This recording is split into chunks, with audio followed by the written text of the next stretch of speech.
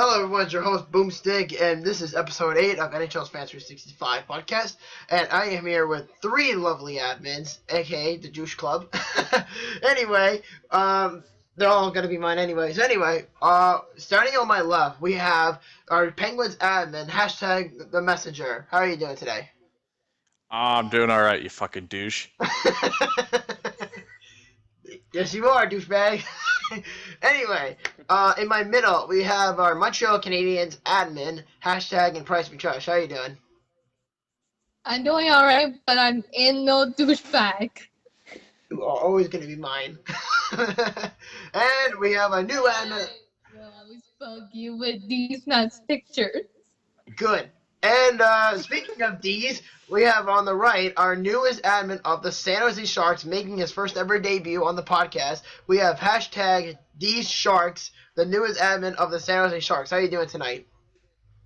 What up? All right, so tonight we have a lot to talk about. We're going to talk about Pavel Datsyuk, the Boston Bruins, Steven Stamkos' injury with his blood clot, the Florida Panthers, John Scott, Duncan Keith, the Pittsburgh Penguins, and we're going to talk about the hottest team in the NHL, and we're going to talk about the Norris Trophy debate. Who do we think is going to win the Norris Trophy? So, starting off the podcast tonight, why don't we start off with Pavel Datsyuk? How do you guys feel about him going back to Russia next year?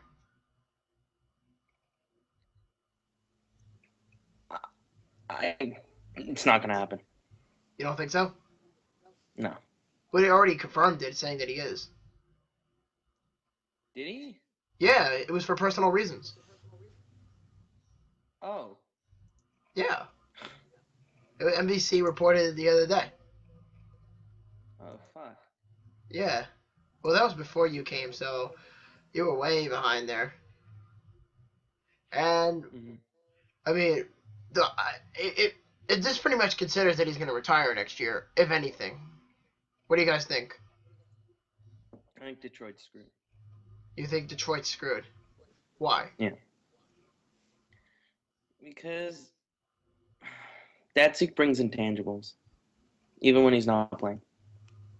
Well, I mean, he's been with the Red Wings for so long. I mean, he's a franchise guy with Zetterberg. So it only makes sense to put him, to have him retire at, 38, 39 years old? I mean, Pavel Datsyuk is freaking great, but he's starting to really slow down. I mean, he's definitely past his prime, that's for sure. I mean, he's not the Pavel Datsyuk that we saw, 10, 15 years ago. Definitely not. I mean, he's no Jaromir Jagr, but it's coming to the point where he's going to be retiring pretty soon. I mean, going back to Russia for personal family reasons is what's going to really stand out.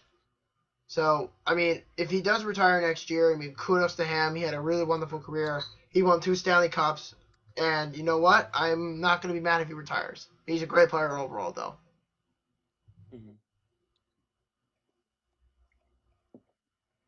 Pavel Datsyuk, he's nicknamed the Magic Man for a reason because of his hands. That is true. I mean, he was always great with his hands. I mean, I can understand why, because, he was really good in shootouts, too. I mean, if you think about it, from all those years. He was really, really talented.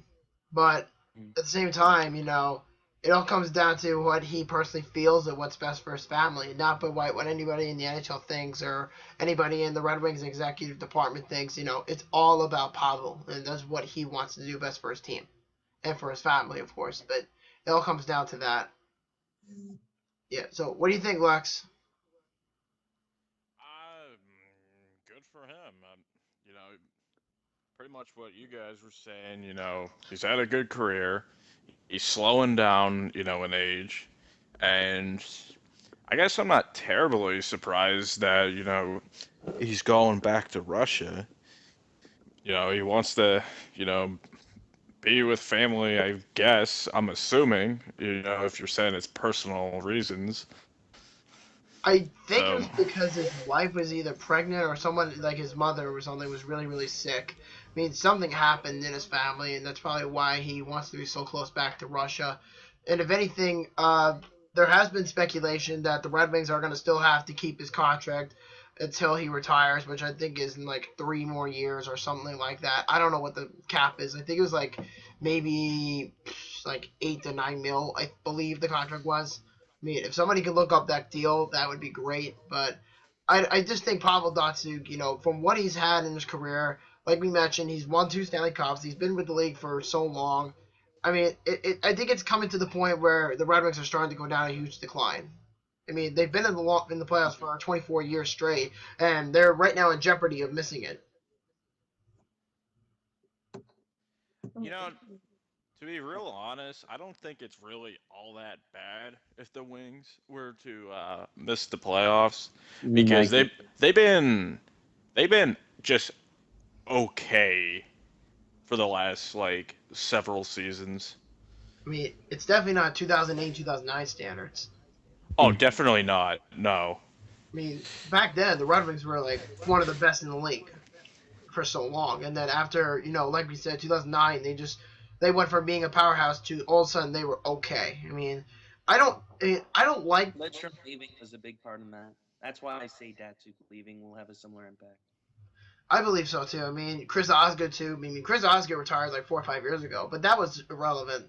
Chris Osgood retiring, but the Red Wings back then, they were a lot of fun to watch. I mean, Steve Yzerman, Sergei Fedorov, Darren McCarty, Nicholas Lidstrom, Pavel Datsyuk, Henrik Zetterberg, Brian Rafalski. I mean, just to name a few. Dominic Hasek.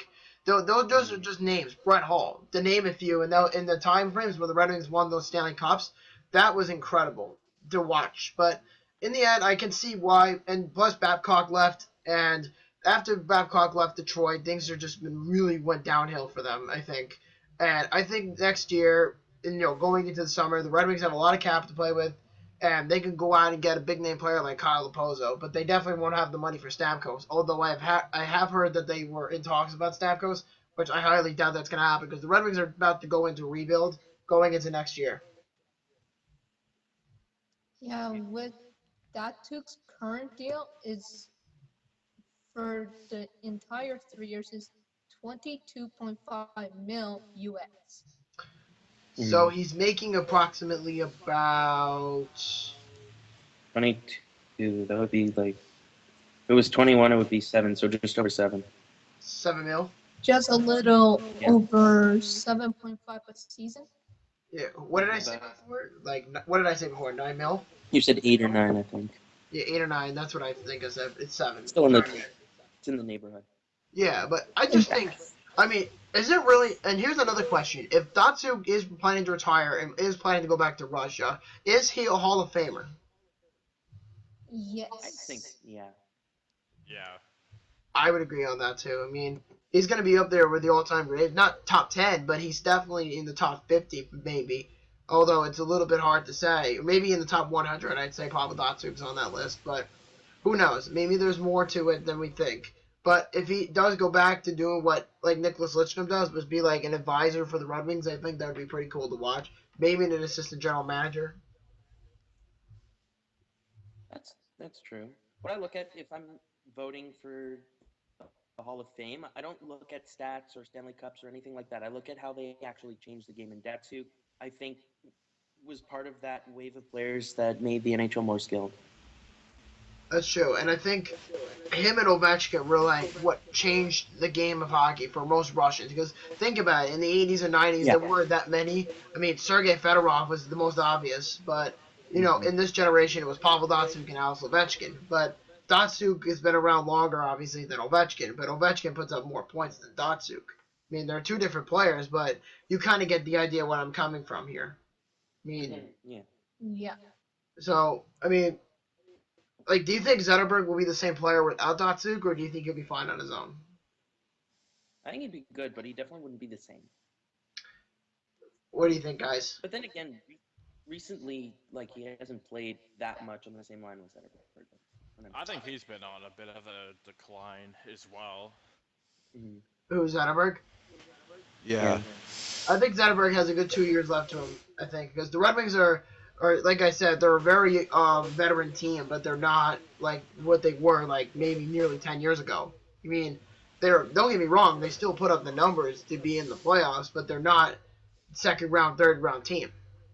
like they were many, many years ago. Like when the Blackhawks started to start winning and all that in like 2009. Like around that time frame was when the Red Wings started to, kind of fall flat. I mean, I don't hate them. I don't like losing to them. And even if they were bad, I would still hate to lose to them. And that's just a general opinion. I mean, I don't know how you guys feel about Detroit in general, in terms of wins, losses, and whatever. I like Detroit as a fan, but my Habs come first. Well, obviously, I mean, because you're a Canadians fan, so that makes a lot of sense. And I just saw a Canadians Red Wings game recently, and the Habs won on home ice before they went to Florida. Well, yeah, because Right. like I said, the Red Wings, they're fighting they desperately need help from other teams. I mean, Philadelphia and Boston are right up their tail, but I think Detroit is going to miss the playoffs by just the very last day. As long as it's not to the Bruins, I'm okay with that. I mean, well, that's why we'll get to Boston in a little bit. But any last comments, guys, before we move on to the next topic? No.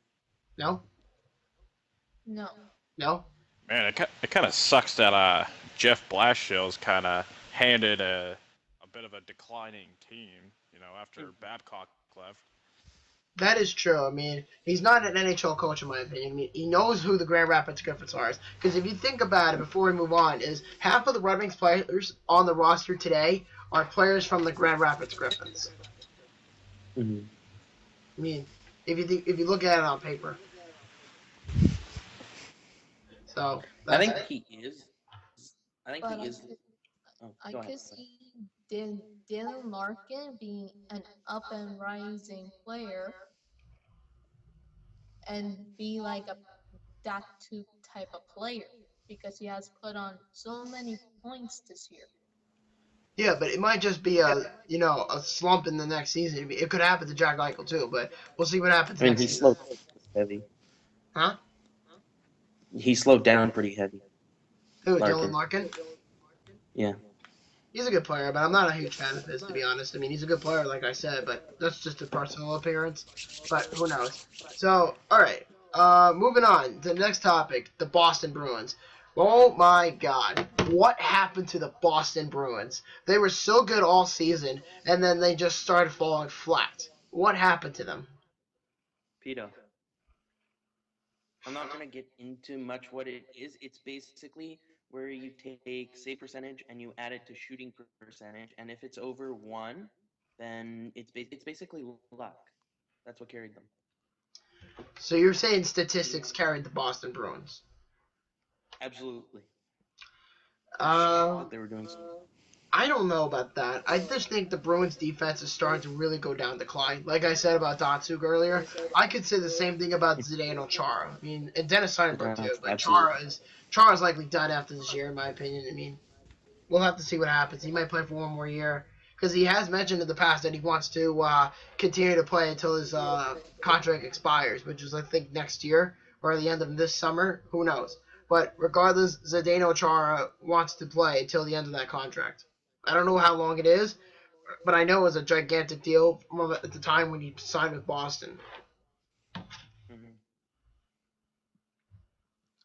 I mean, And I hate the Bruins with a passion, and I just want them not in the playoffs. Thank you. Yeah, I think we all share that. I think so too because I'm a Sabres fan, so I have my reasons. But then again, if the Bruins do make the playoffs, they're gonna likely take out Detroit, and if anything, they're gonna likely play Tampa Bay if they make the playoffs. Which, Yeah.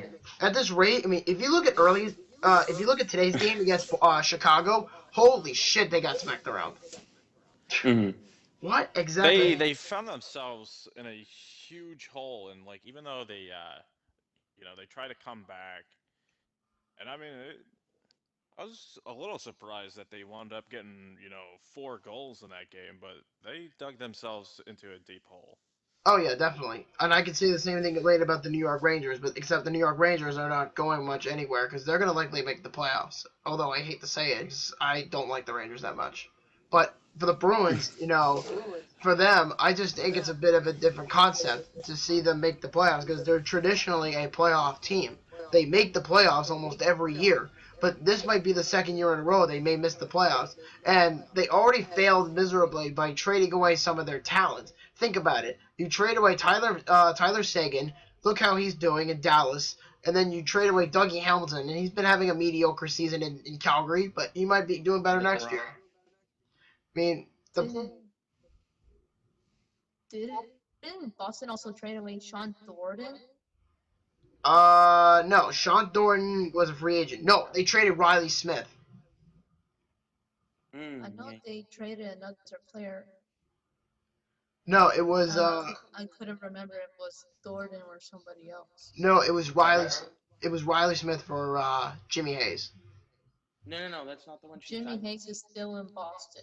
No, I'm saying when Riley Smith got traded to Florida, the return was Jimmy Hayes. No. I think she's talking about the Dallas trade. She's talking about Rich Peverly, I think. Oh, I thought she was talking about what's her face? Sean Thornton. That's what I was thinking. I'm sorry, Steph. Yeah. I think the return that Dallas got for Sagan, was pretty mediocre as well. They used it as assets and then they later threw them away. I mean, they got Louis Eriksson in that trade, which he turned out fine. But the problem is, if Louis Eriksson is not signed by July 1st, he's going to leave Boston and he's going to go to Vancouver. Just watch. I mean, I don't know so much about that. I definitely agree he's going to the West Coast. I don't know about that. I think he's more of a Western Conference guy. Just the style of play he plays. I can actually see him on the Kings. The Kings don't have the cap for him. I mean, it's true, but he would definitely fit their system. Yeah, I think Vancouver is going to take him. I mean, that's the only real logical place I can think of that could take Louis Eriksson's contract. But the point I'm trying to make is the Boston Bruins are going to dump everybody. And they did it last year with, Tyler Seguin. No, I'm sorry. They did it with Dougie Hamilton, and they did it with Martin Jones. They had him for like a day, and they traded him to San Jose. And then they traded away Milan Lucic, which I think was a big factor. Yeah, he's useless. Yeah, that was a pointless trade in my opinion. And then on top of that, they used all three of their first round picks. What they could have done was they could have traded those two picks they got in return for Hamilton and Lucic and maybe get a young stud player or something to play with Louis Eriksson, and produce Bergeron. I actually think the thing that screwed up their blue line was letting Johnny Boychuk walk. Yes, they didn't really have the cap for him, but he was their best defenseman, and I'm saying that including Chara. And you know what? As an Islander fan, I'm very happy that they got Johnny Boychuk. I really am. I mean, for those of you who don't know out there, I'm also an Islander fan because I am from Long Island, but primarily I'm a Buffalo Sabres fan. But my second team has always been the Islanders. I got a bunch of shit in the back that I showed in the pre podcast, but that's not what we're going to talk about today. But the point I'm trying to make is that you're right. Trading Johnny Boychuk was probably the Bruins' best option because if they didn't trade Johnny Boychuk, they would be over the cap. And they were going to lose draft picks for him. They didn't want to do that. So the only option they had left was to trade Johnny Boychuk. And the same thing was said about Chicago with Nick Leddy. Nick Leddy had the same impact from Chicago to go to the New York Islanders. And let me tell you, the day they made the trade to get both those guys, I was really, really happy. I was in my Islander gear, getting ready to go. I was actually going to the home opener, just 3 nights beforehand. So I got my tickets for that. And I was out with my girlfriend, because we were out in a mall or whatever out east of Long Island where I live. It's called Deer Park. And we were at this mall. We were looking all around. And I get my text, and it's raining, like pouring hard at 1 o'clock in the afternoon. And my phone is, exploding and saying that the Islanders got Boychuk and Leddy. And I was like, holy crap. This is really good stuff. The Islanders are going to be good this year. Because a couple months prior, they got Halak. So that really helped the transaction for me. But after now, a year after that trade, it was just like, they're good, but they still need another defenseman. That's the same thing with Boston. They have to get rid of Chara, and they have to get rid of Seitenberg, because those are two guys that are old. But then again, who is playing with Torrey Krug? Mm-hmm. I mean, can somebody answer that question? Who's playing? Who's playing? They don't have anyone in their system that's like NHL ready, anyways. That's a serious flaw if I'm the Boston Bruins. I think the Don Sweeney failed miserably on that. Failed miserably to get a ready top-notch defenseman, into the draft, develop him in the system or either in Providence or in the juniors. I mean, I just think the Bruins have probably top 10 worst, development skills. I really think so. And on top of that, they trade away a lot of their talent. So I think that's why the Bruins are starting to fail miserably. And on top of that, if you remember, they couldn't afford Jerome McGinley. They had to let him go. Yeah. Boston. I mean, it would be nice if they were starting to fall. I'm just looking. What you were saying? I'm sorry. I'm just looking now. They just drafted Jakub Zaboral. They have Morrow and this other guy pretty good, but I don't think any of them seem to be NHL ready for a few years. Those are the defensemen. And then, they have Miller. They have, you mentioned Krug, but who else? Oh yeah, I forgot about Colin Miller. I actually forgot they got him in the Lucic trade, but yeah, but that's not the point. The point is I don't think Colin Miller is going to be the impact defenseman that Boston thinks they're going to get for him. And if he fails miserably, the Kings instantly won that trade. Because, what do they get in return? Martin Jones, Colin Miller, and a first-round pick for Lucic? I mean, for what the Kings, gave to the Bruins, that's a lot, in return. They got a lot in return for Lucic. I mean, compared to what Boston got for Hamilton, that was just, crazy, out of the blue. But in the end, I think by this coming week and going into the summer, the Bruins are not going to do much. They may sign one big player, but I think the one thing, and this is just a conspiracy, I think you guys might disagree with me on this, is I think the Bruins failed miserably in terms of the cap by giving Matt Bolesky $21 million for 5 years. I think so. I mean, it's a failure in my opinion. I mean, not to say I agree with you, Bobby. It's horrible. I mean, this is almost as worse as the Ville Lano contract for Buffalo a couple years ago. 27 million. I mean, Bolesky had a great year with Anaheim and then went to a shit club like Boston. I mean, he wasn't going to get much out of it.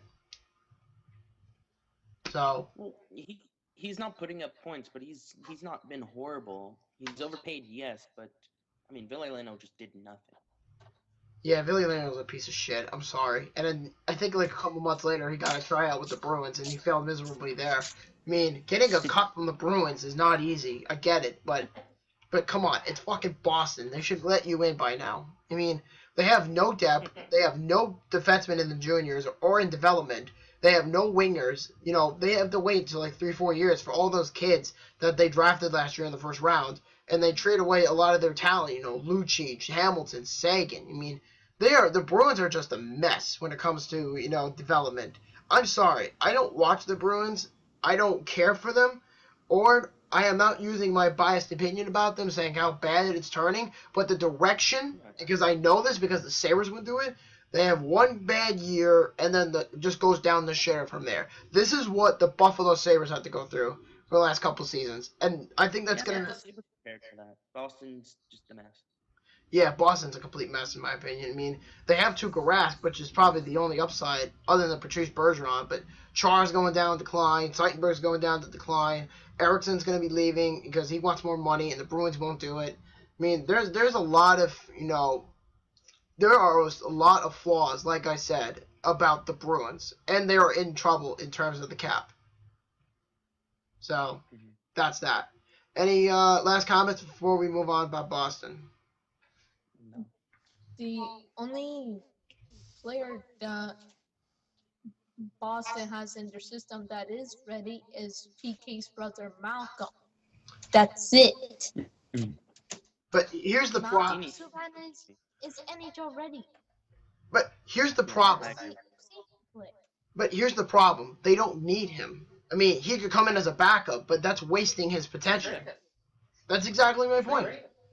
I would do that too. Trade him to a team like Vancouver. They may get rid of Ryan Miller in the end of the year. Bring him there. Let him play with Jordan. That would be great for Malcolm Subban. He was a waste of a first-round draft pick so far, and he's been in development for like 4 years. I mean, come on, give the guy a break. Got to give him something to play with here. I'm not bashing Peter Chiarelli because he's a pretty decent general manager, but like I said, with the players he drafted and won the cup with, a lot of those guys are gone. Gone. Yeah. What about you, Lex? Slightly off topic or something, but do you think Claude Julien is in the hot seat, even though he I just think he should. become the winningest coach in Bruins history?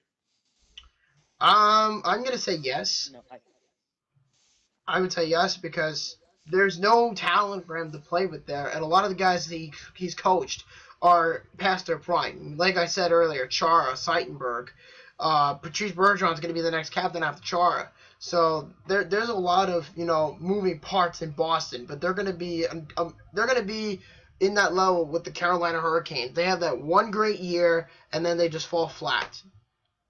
Mm-hmm. So you think he's not on the hot seat then?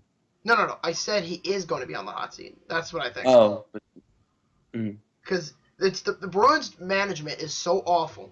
Like, they've made trades in the deadline that it won't provide them anything. I mean, yeah, they need depth, but it wasn't enough. I mean, come on, Lee Stepniak, John Michael Lyles. I mean, is that the best that they could have?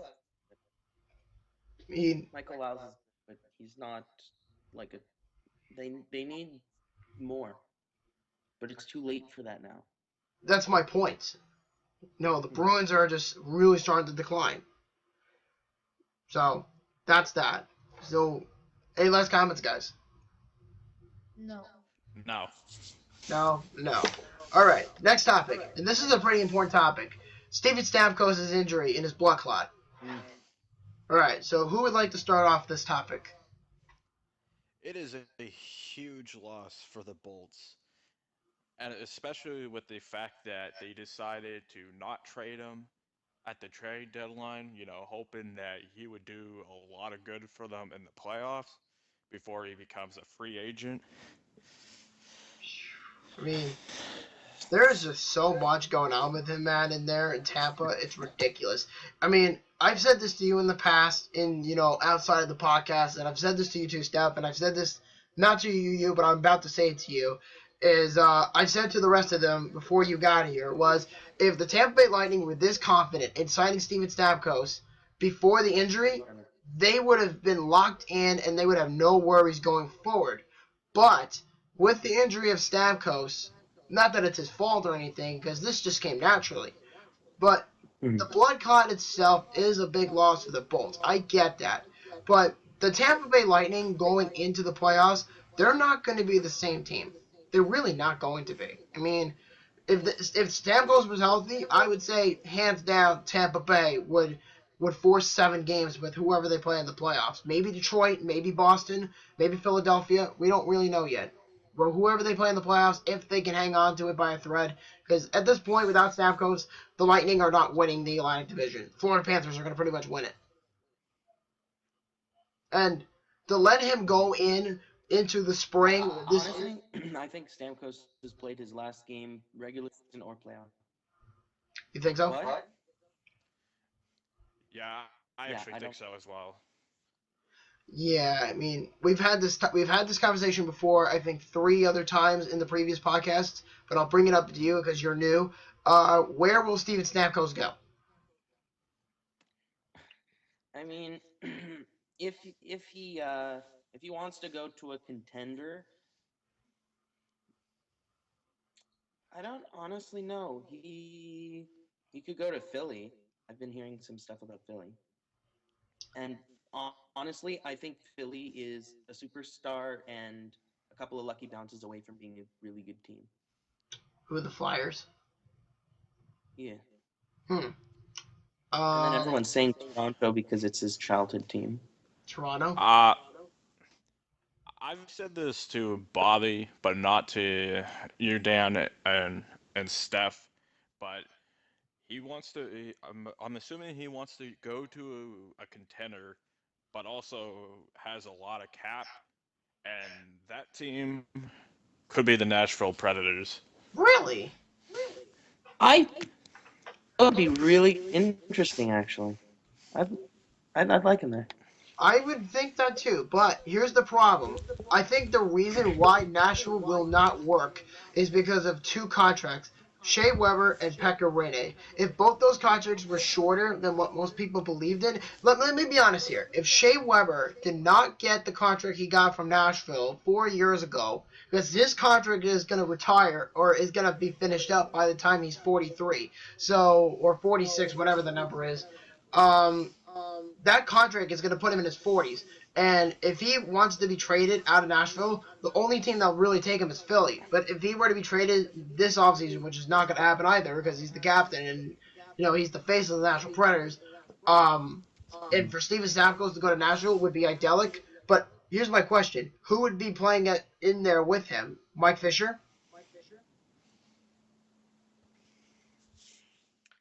Ryan Johansson. I'm sorry, Johansson. Johansson, J- James Neal. James Neal. That's true. I keep thinking of Mike Fisher for some reason. I mean, he's pretty much What's his name? The kid. Look for. Philip Forsberg. That's what it was. I mean, I think Nashville's doing fine on their own. I mean, do they really need Stamkos? Um, Not really, but I mean, it would be nice. I mean, at least for them. True. I mean, I've heard Detroit, I've heard Montreal, I've heard Toronto. I've heard, like you said, Nashville and Philly. The New York Rangers, I heard. I mean, obviously Buffalo, but I think Buffalo would be makes the most sense because number one, he's 2 hours from Toronto. Second, he's close. It feels like he's much closer to home, and the Sabres have the cap for him. And if they were to just trade a few assets, Molson and Ennis, save up the 61 mil in their cap, or maybe lower, maybe the 56 or 55 mil, because they can't go lower than 51. So if they were to save up that contract for Stamkos, they could easily get him. And I think what matters the most is if he goes there for money. This is what Stamkos wants. He wants 10 to 11 million dollars. Yeah, But per year. Yeah, per year for the next 8 years. It's a lot of money. I mean, look my at question. what's your question? My question then is, why would he go to the Sabres and not Toronto? They're both pretty much. If you factor in the fact that the Leafs' young guys will be playing the whole season, and they're the reason they're on a recent hot streak, what makes the Sabres a better team than the Leafs? Well, first of all, the Sabres are statistically better than them right now, number one. Number two, the For the way last Tim. month? Yeah, so wait, hear me out on this. Tim Murray set up that team to be good for years to come. I mean, think about it. You have, if let's just say scenario that he does, Steven Stamkos, Jack Eichel, Sam Reinhart, Evander Kane, Ryan O'Reilly, Rasmus Ristolainen, Zach Bogosian. These are players that can play with him. He can make anybody on those top two lines better, especially if you pair him up with Reinhardt and O'Reilly. True story. I mean, I know O'Reilly's playing center, but he's played wing before. Reinhardt could be playing wing next year. Eichel could play first or second line minutes. I mean, there's going to be changes, and I don't know who's going to be going and who's going to be going where anywhere yet. It's all speculation. But if anything, Steven Stamkos will get this team done in the rebuild faster. They may not win the Stanley Cup, but they're going to be right up there in the cap. They don't have to worry about it as much as what most people believe. And they could get rid of a guy like Kane or O'Reilly. I mean, they'll get a buyout penalty for O'Reilly, but Kane is a UFA in the end of the season next year, or it might have been 2018. No, 2018 is his UFA year. And if they let Kane walk, they actually could save some salary. And if they trade Molson and Ennis without having to buy out either one of them, that saves them more money. And they bring in a cheap return for both those guys. So for me, it works perfectly. So what you're saying is that Steven Stamkos, he's gonna pretty much have the Sidney Crosby effect on the Sabres. Almost. I mean, look at what Pittsburgh did with Phil Kessel. Steven Stamkos could be the Phil Kessel of this free agency market. I mean, you have a young guy like Eichel, and you have a young guy like Reinhart. Because I've said this before, and I'll say it again. They've been compared already to Kane and Taves. Reinhart and Eichel in general. And adding Stamkos will give them more offense, because that's what the Sabres struggle with, is they need offense. And by adding Stamkos after the blood clot, this will help them going forward. Yes, I know there are going to be penalties, and I know they're going to be in trouble with the cap. Yes, I get that. But there are going to be times where they have to get rid of certain players. Gergensons, Kane could be in line for that, but you never really know yet. But at this ratio, like I said, Bob McKenzie said this maybe a month or two ago. He said that the Buffalo Sabres would be the most sent to Stamkos. Like I said, they're a team on the rise. They got a young talent, a generational player in Jack Eichel, and he can easily make them better by just adding Stamkos. And I'm not saying one player makes a team, but adding a couple of young guys, like I said, adding him to the roster, they will be a much, much better team just from, the tank season and this season. And statistically, the Sabres are like the 7th, 8th best team in the league. I mean, no, not best, but 7th, 8th worst team in the league. But they're statistically better than they were 2 seasons ago, or in last season. Mm-hmm. I mean, think about it. To counter your argument, I mean, I'm not going to come up with a whole thing, but I was just thinking about this was around the beginning of December, I believe. TSN posted on Twitter, should the Maple Leafs pursue Stamkos? And Stamkos liked the tweet. Yeah, but that was way a long time ago. Yeah, I've seen that. I've seen that episode of TSN where Stamkos liked the tweet. Yeah, I saw that tweet as well. And you know what? To validate his argument about Stamkos, how many times have we heard this before? We've heard these idiots' comments before. We've heard about, Stamkos, obviously. We heard about this with McDavid. We heard about this with Luongo. We've heard about this with now Tavares. Are the Toronto Maple Leafs really trying to pursue Stamkos? Because if they get him now, the Leafs' development is going to be fucked up. And I'll tell you why. I get that they have Mitch Marner. I get they have William Nylander. I get all that. But those guys are not NHL ready yet. And just adding him with Stamkos... Then why are they playing in the NHL? What's up? They've been playing in the NHL for a month now. Yeah, but it's not enough. They're young guys. I get that. But you have to really think deeply about that. I mean, Marner's not even playing right now in the NHL. Marner's going to be good. I mean, that's just from what I've seen. But I'm not saying that Stamkos has the right to go to Toronto. I get that. But if the Leafs overpay 10 to 11 million for this guy, I'm not saying that I'm not doubting them to get him. But what I'm saying is that would he honestly go to a team that would either started this rebuild or a team that's just about finished with their rebuild? Just about finish a rebuild. Thank you. I mean, Vancouver could be a good spot for him too, but the problem is the Canucks have to still, dump the salary for Miller, Sedin brothers, and all those other contracts. They're farther back in the rebuild than Toronto. Yeah, but the Leafs just started the rebuild. I mean, you gotta know. Just start. They're a few years into it. I mean, they got Babcock. Buffalo was almost done their rebuild. Because where Buffalo struggles most is at the face-off dot. Not precisely, because Ryan O'Reilly is 5th in the NHL in face-off percentage. That's that you guys struggle with. No, the problem with the Sabres is that they need more scoring and they need another defenseman. They're going to get rid of Cody Franson no matter what happens. They're going to add more than they have to. What happened with that? With what? With Cody Franson. I mean, first, I was shocked that he went to Buffalo, and now it's like he disappeared. He was injured half of the season. Oh, that's right, actually. He's done for the year. And you know what? He can go to Edmonton all he wants. I don't fucking care what he does. I hate Cody Franson.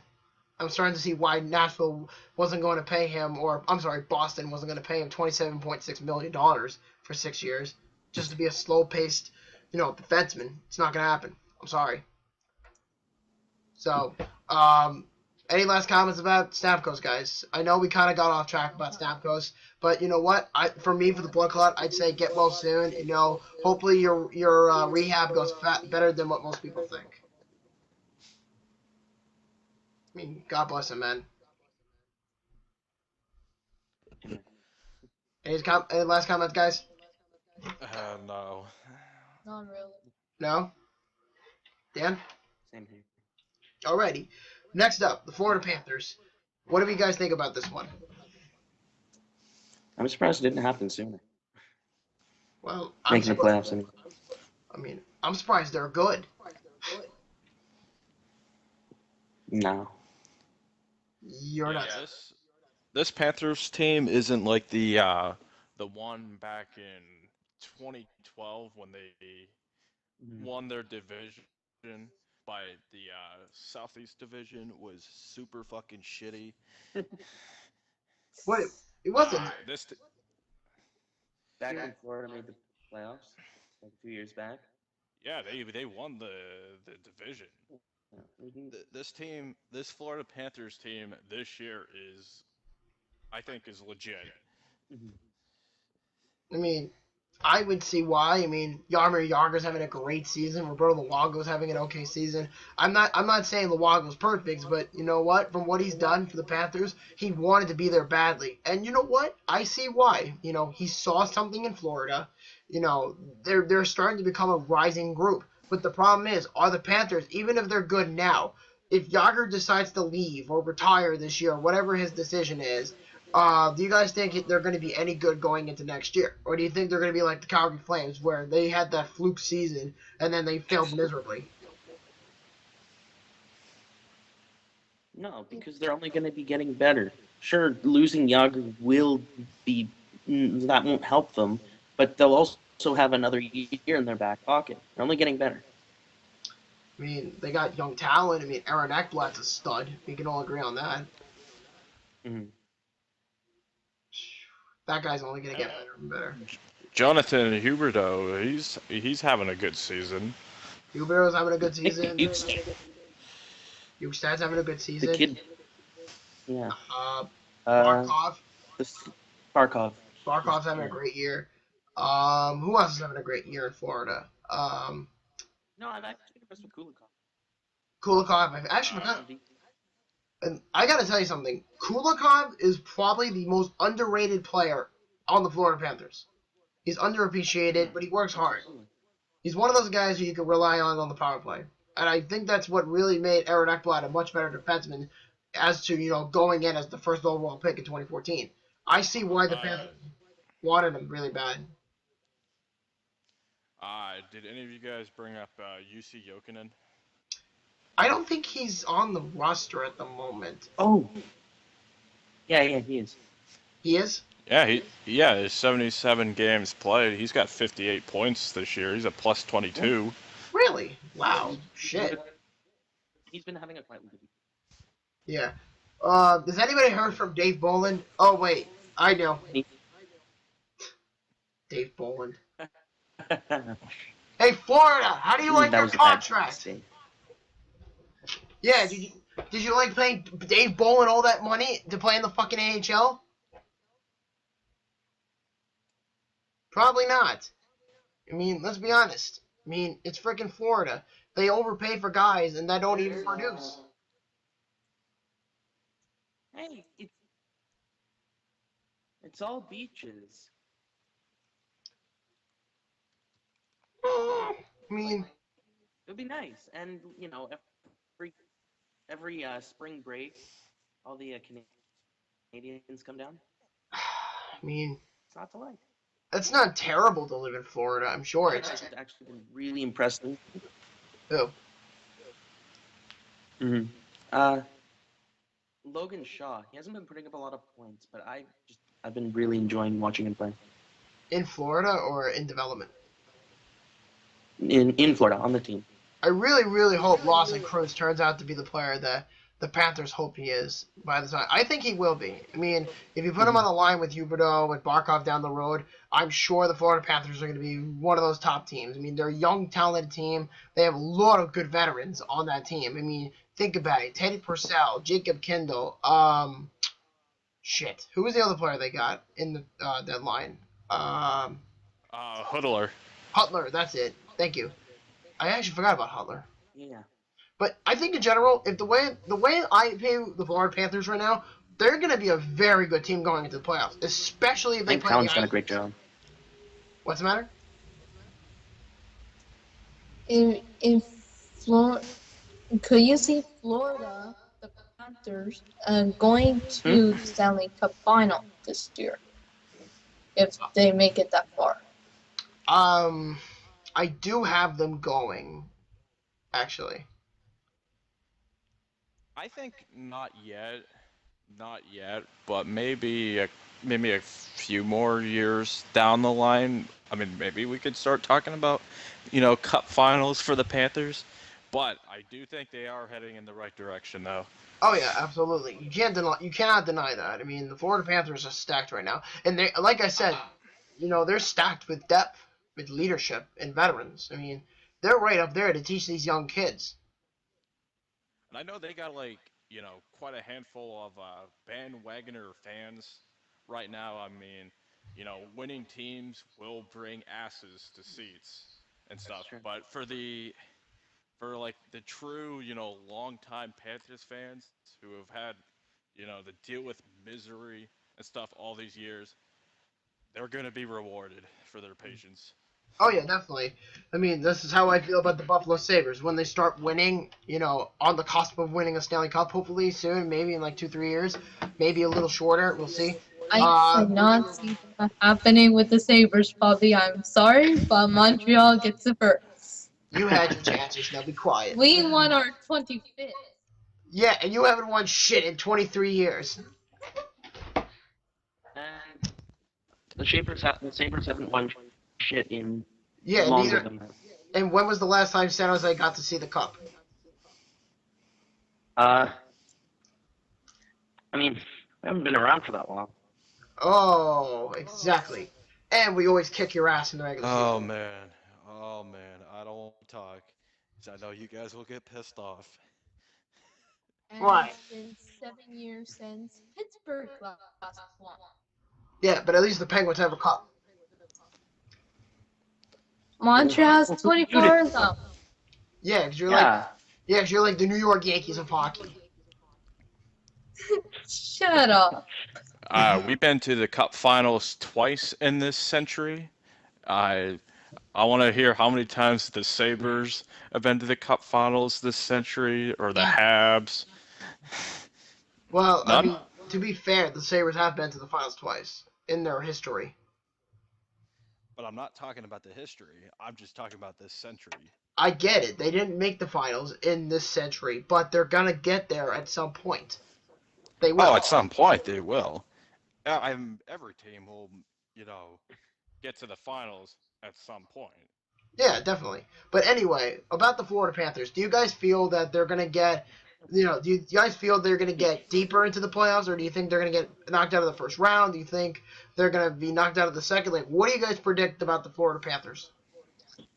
I think they will get knocked out at the conference final. Conference finals? That's exactly what I predicted at the beginning of the season. I actually would be very Them and surprised. Washington. I would be very I was surprised. I was thinking more like second round, but I mean, I could probably see them go to the conference finals. I could see them going to the conference finals as well, lose to Washington in 7.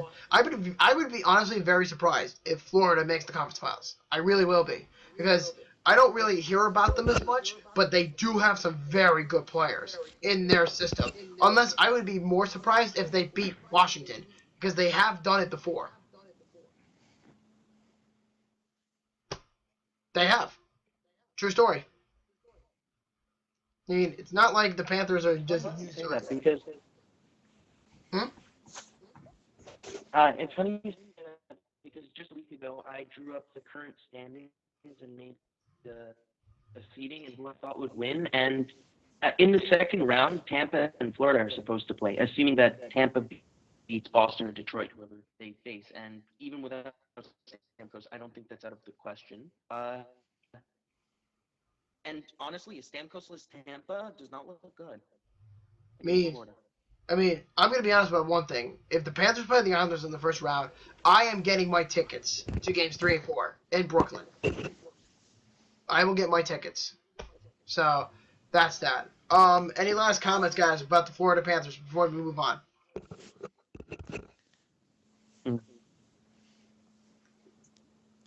Anybody? No comment. No comment? No. No. All right. Next comment. Or actually, next topic. John Scott. John Scott. Steph, what do you think? You're a Habs fan. John Scott. The Habs finally called up the player that they need. John Scott has a big body. Yeah, He but has done fantastic for St. John's. And I think he will bring more size to our lineup. I mean, he's a big guy. I mean, I've got to experience that with him in Buffalo, so I know exactly what you're talking about. I mean, he can fight. You know, he's a big guy.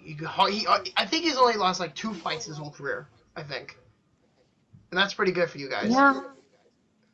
I mean, he's got like what 7, 8 points his whole career. I believe so.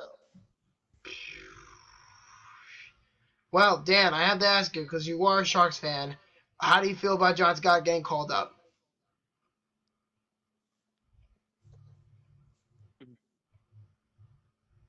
Dan?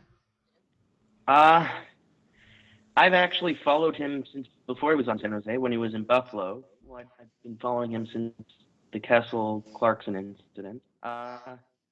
When he was on San Jose, everyone loved him.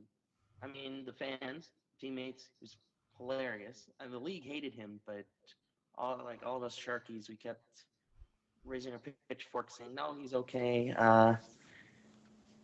And this whole all-star debacle proved it. He's an awesome guy. He's not an asshole just because he's a fighter.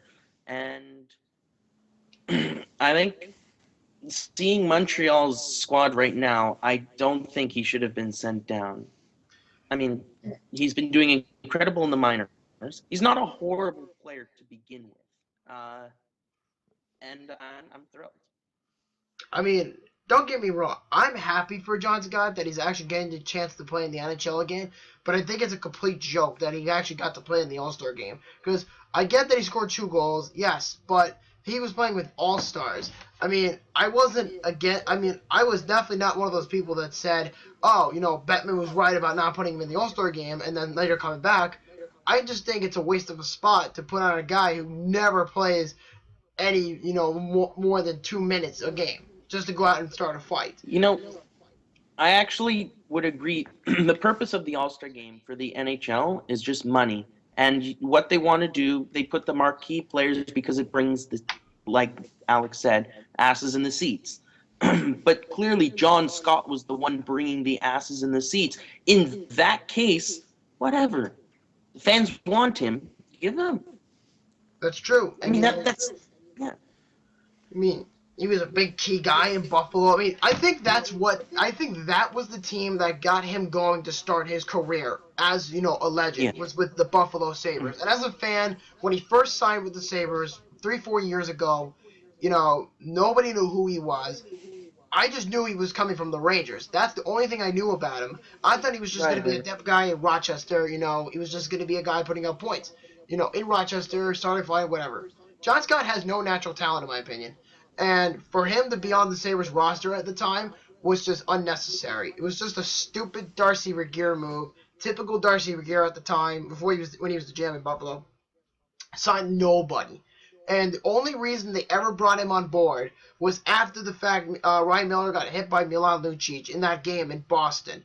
And that summer, of course, like I said, they signed him, for real cheap, and then the next day they made the trade to get Steve Ott. So right there gave them grit.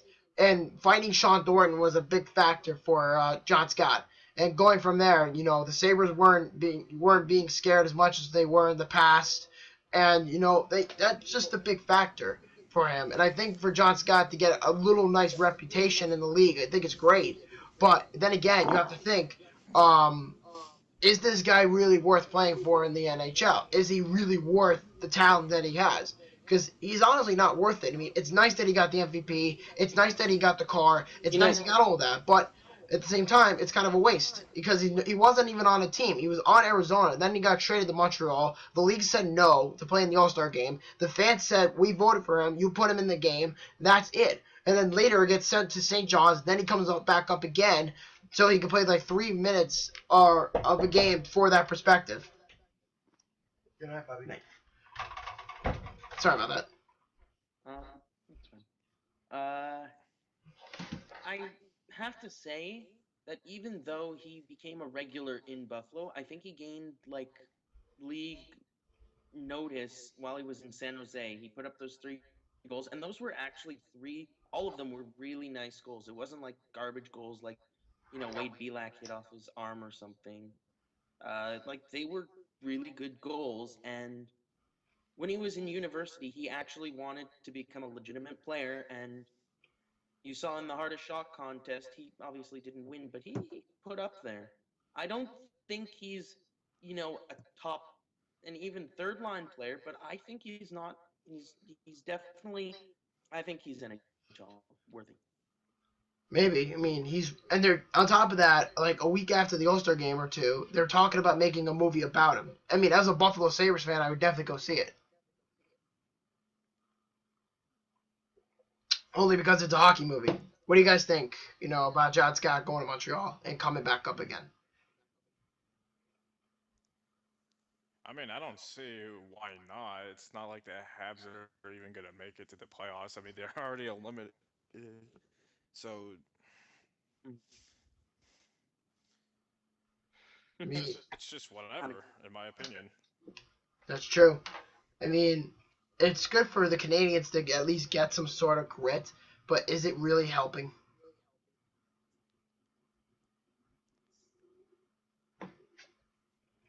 No? Yes and no. Yes and no. I'd say yes because, like I said, they need grit, but no because they're not going to the playoffs.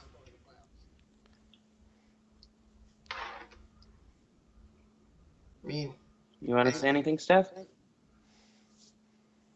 I just forgot I was about to say. she had a brain fart. I think I actually would say yes, that it'll help them, again, like the All-Star game, puts asses in the seats. I mean, what else do they need to do at this point? I mean, it all comes down to what the Canadians decide to do with John Scott. Is he going to play 4th line minutes? Mhm. Is he going to do what he typically does? I think so. We'll see.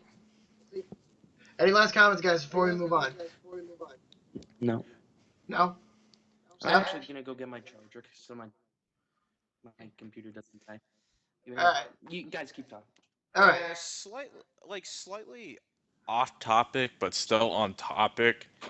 With this John Scott movie, even though he was on Goon, I think Lee Schreiber should play John Scott. Lee Schreiber? Yes.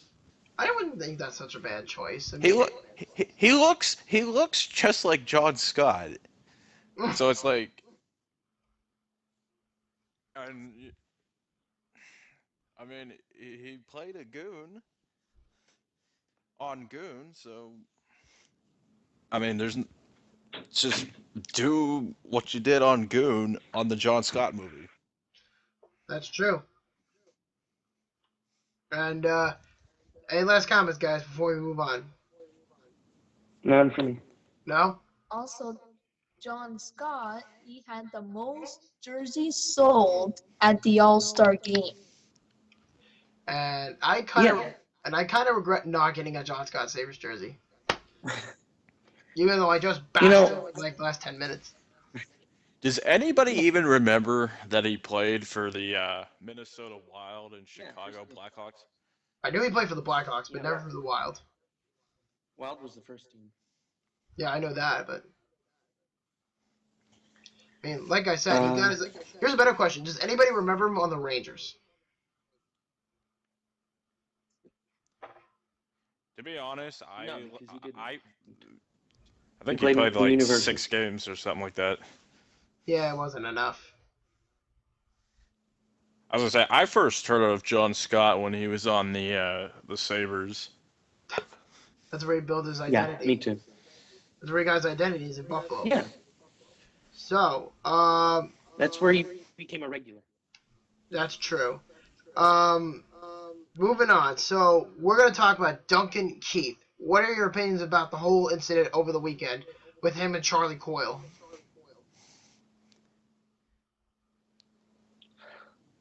I think I wouldn't. It's a first. He's not a repeat offender, so I think the 6 games is okay. But I think the NHL has to start cracking down on these more. And I always like the if he's out, you're out. If he's back, you're back kind of thing. I think he's already becoming an impact for the Blackhawks. I mean, he's already been suspended twice for slashing people in the face. I mean, if you remember in the 2014 WCF when he slashed Jeff Carter in the either in the head or in the hands or something like that, and he got suspended for like 1 game. And now he's doing it again a couple years later to Charlie Coyle. Oh shit! Right. Yeah, it was on Jeff Then Carter. yeah, I think he could have gotten more. Right. I think under the Yeah, he could have gotten CBA, more. he's not considered a repeat offender, but he has done this shit before. Obviously. I mean, if you do the mistake once, I don't think it would really matter. But if you make the same mistake twice, then I would think you're a repeat offender. I mean, forget what the CBA says, because that's what they want you to believe. You know, I'm not saying that's on the chart, but, you know, in terms of the impact, you know, he's done this shit before. And he's gonna do it again. Even if he says I apologize and reaches out to Charlie Coyle and says, you know, I'm sorry that I slashed you in the face. I didn't mean to. I was, you know, offended by something. I forget what it was, what his answer was to that, of why he slashed Charlie Coyle in the face. But Charlie Coyle, I think it got maybe like 10 to 11 stitches in his mouth, I think. 11. Yeah.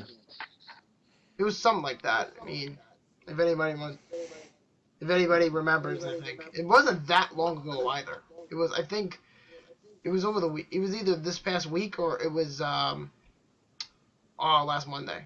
It was some crazy shit. I mean, I think we all know about that at this point. I mean, he's gonna miss 2 games in the playoffs, so it doesn't really matter to him.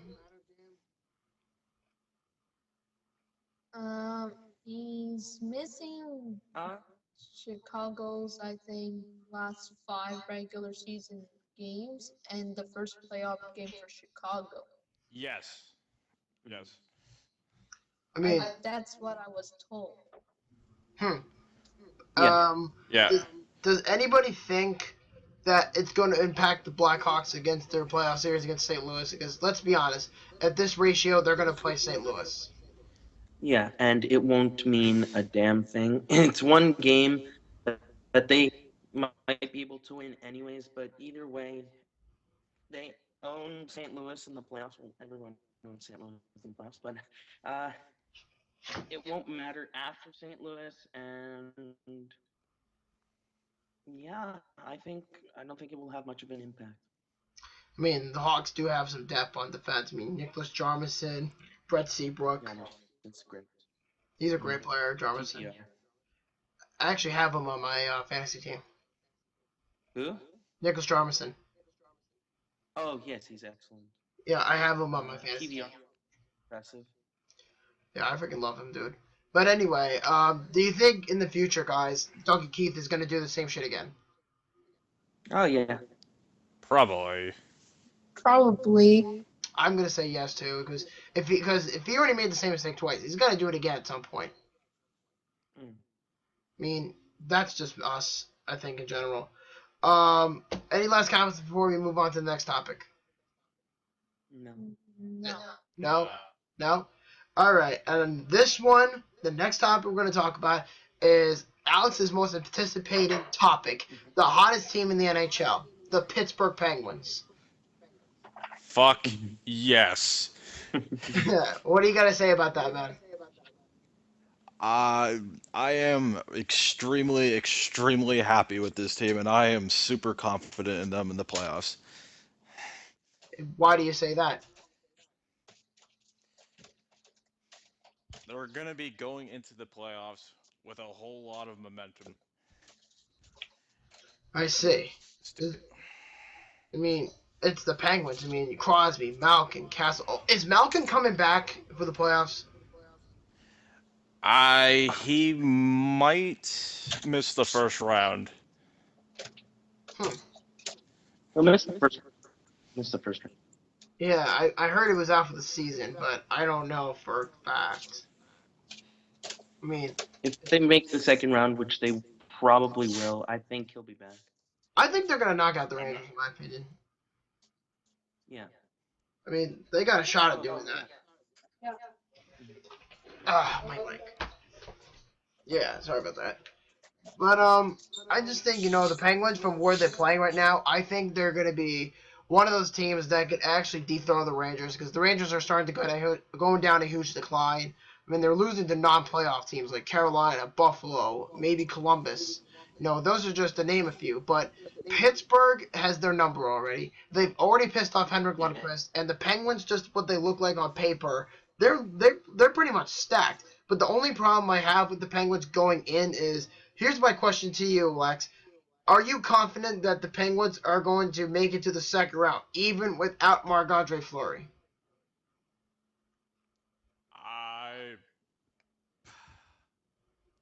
I think yes. Even though Matt Murray is an unproven goaltender, He'll be okay. but I think they will do okay. You think so? I think so. I mean, the Penguins, the offense is what's bringing them into the playoffs. But I know for a fact they're going to have a little bit of consistency problems in terms of defensemen because I know how much you love Ben Lovejoy. Yeah. Yeah, don't you love him? Didn't Murray just get his first shutout? Yesterday. Yeah, like he's fine. But is Murray going to be an NHL goalie? One day, yes. One But day. not for the Penguins.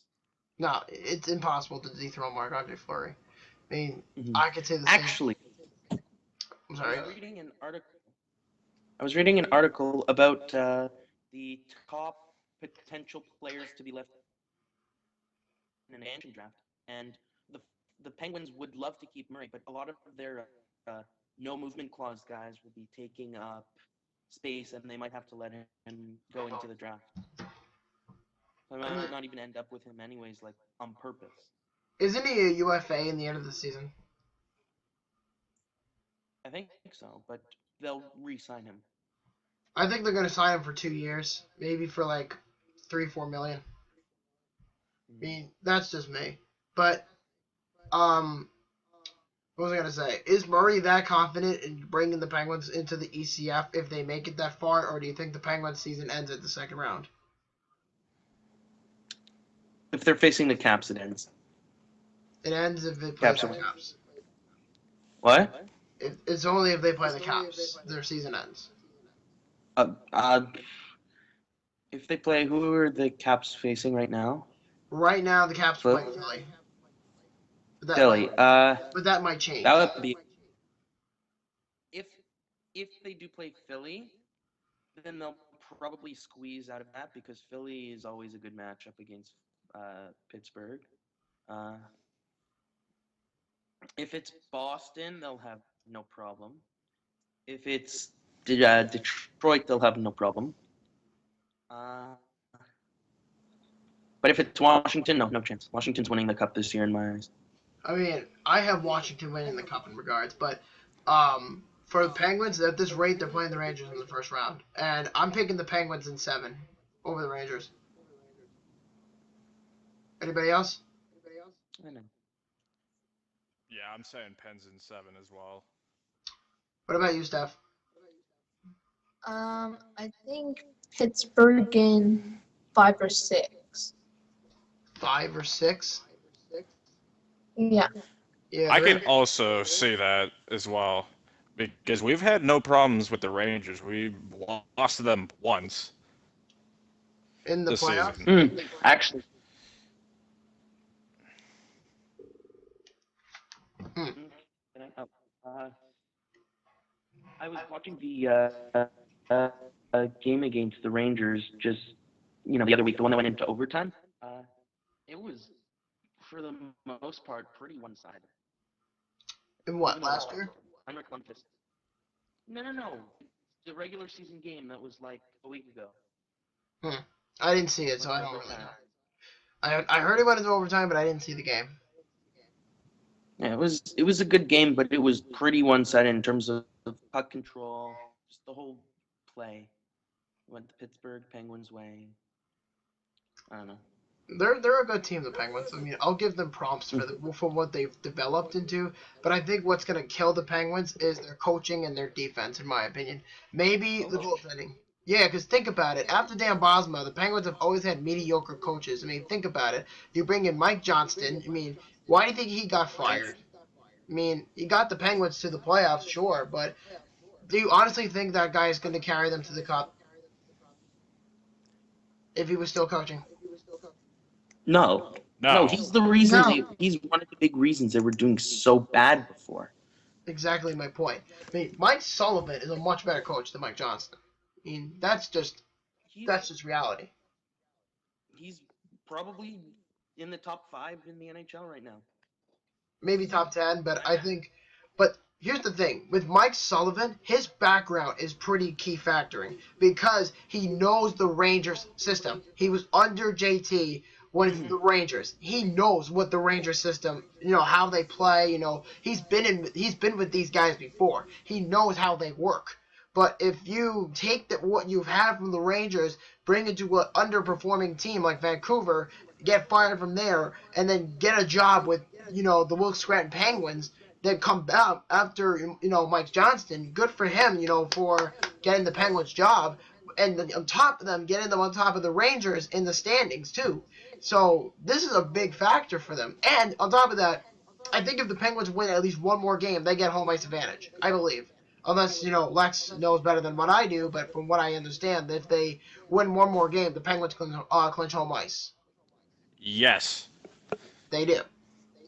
So, any last comments, guys?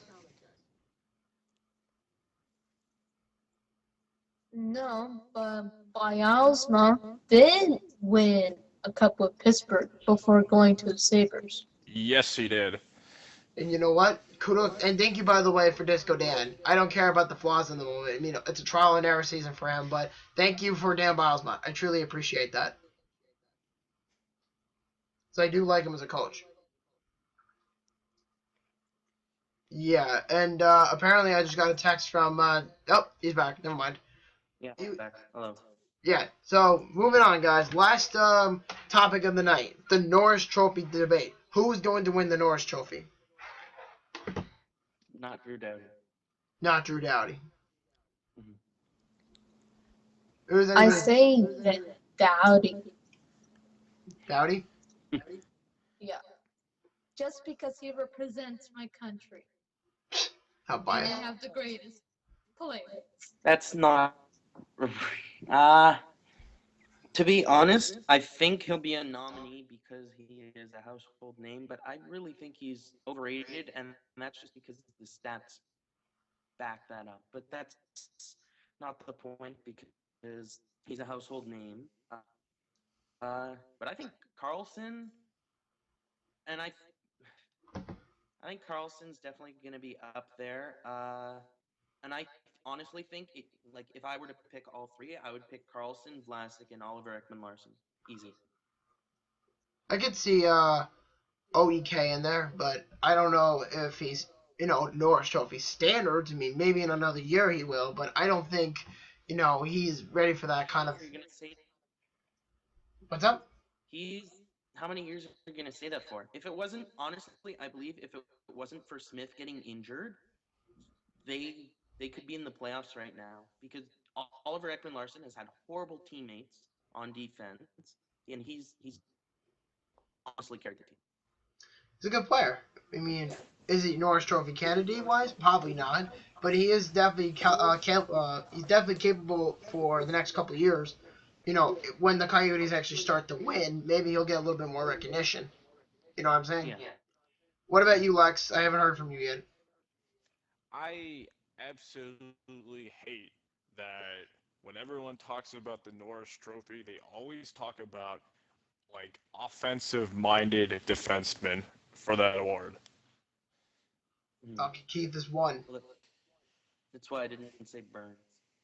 Barnes. I like him personally. And Ekblad too. I mean, Aaron Ekblad's a stud. Like I said earlier on the show, you know he's a good player.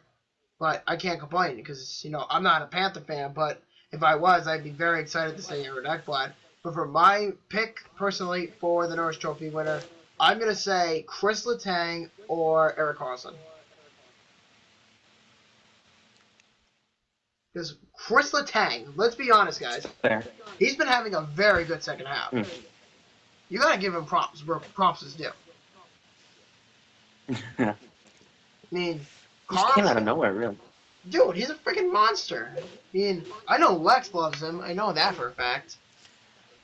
oh, I am sitting here with a giant smile on my face. From me or from what? From me? Oh or- yeah, both you say and Chris Letang, and also Chris Letang. I mean, I'm being honest, dude. I mean, Chris Letang's a freaking beast. I mean, as much as I don't really care too much for his teammates, Chris Letang by himself is a very good player. I mean, he had an okay first half, but then directly after the All-Star game, he just shot sky high, and it just went directly after that. That's just reality. Honestly, I think that Letang's slow start had a lot to do with the team's slow start, which was almost completely because of the coach. And I believe that wholeheartedly. Oh, yeah. I mean, who does not agree on that? I mean, the coaching in Pittsburgh was fucked up. And then they bring in Mike Sullivan, and Mike Sullivan is a defensive guy. So he was able to work with Chris Letang from what his flaws were in the first half of the season. And then the second half, he just kind of took over. Yeah. That's true. Any last Just comments? kinda- I'm sorry. Go ahead, Lex. Yeah, it just it's like everybody got way better once they got rid of Johnston and brought in Sullivan. I mean, they've been doing much better than they did in the first half. And better yet, I think this Pittsburgh Penguins team, even though I'm talking about the Tang, and even though we were talking about the Penguins not too long ago, I think they're a much better team on depth and much better in coaching than what Mike Johnston brought to the table last year when they played the Rangers in the playoffs. Mm-hmm. Yes, definitely.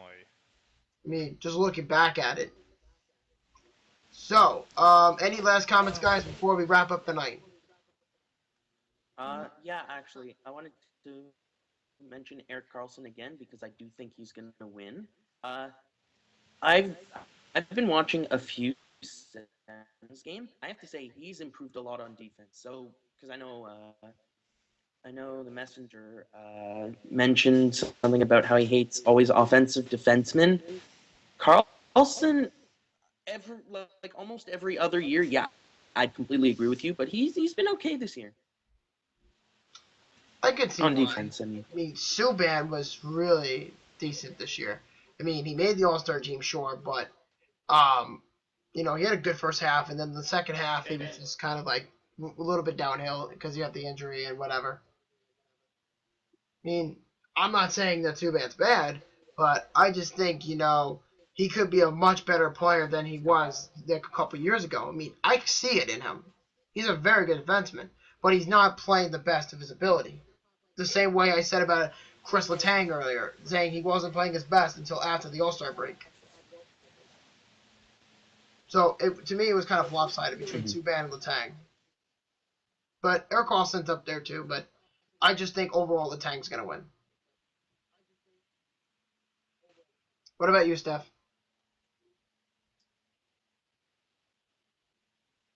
Steph? Yeah. Yeah, I was asking you something. Well, if Dowdy doesn't win it, it could go to their time or Hall Drummondson or Seabrook. I could see that. Seabrook actually had a pretty good. Because Seabrook and Hall Drummondson could play both offensive and defensive. That is true. But I'm picking Letang as my winner for the Norris Trophy. What about you, Lex? Yeah, I could probably see Tanger Yep. get it. Any last comments, guys, before we wrap up the podcast? Yeah, No. if it was my word, it would be Vlasic, just because I get to see him and how good he really is. But it's gonna be Carlson. We'll see. Steph? So, Dan, you think it's gonna be Pickles? Yeah. No. I don't think it will be. His But I think nickname is Pickles. Yeah. Yep. I didn't think that was like a known thing, but yeah, it's Pickles. Yep. Any last comments, Steph? No. Nope. What about you, Lex? Nope. Nope. All right, guys. So it was a little longer than we expected. We do apologize for the viewers out there, but I think we all had a good time on the show tonight, just talking hockey. I think we can all agree on that. And we're all gonna sign off tonight, so we will catch you later. And this is #Boomstick. I'm signing out with my Sharks admin. Hashtag InPriceWeTrust. DeezSharks. Yep. And Lex. I just see Bobby just pointing at random things. Not really sure who he's pointing at, but this is the messenger. And we are all signing out. And what? I'm sorry. I forgot. Yeah, my bad, dude. Sorry. All right, guys. So we're gonna be signing off, and have a good night, all.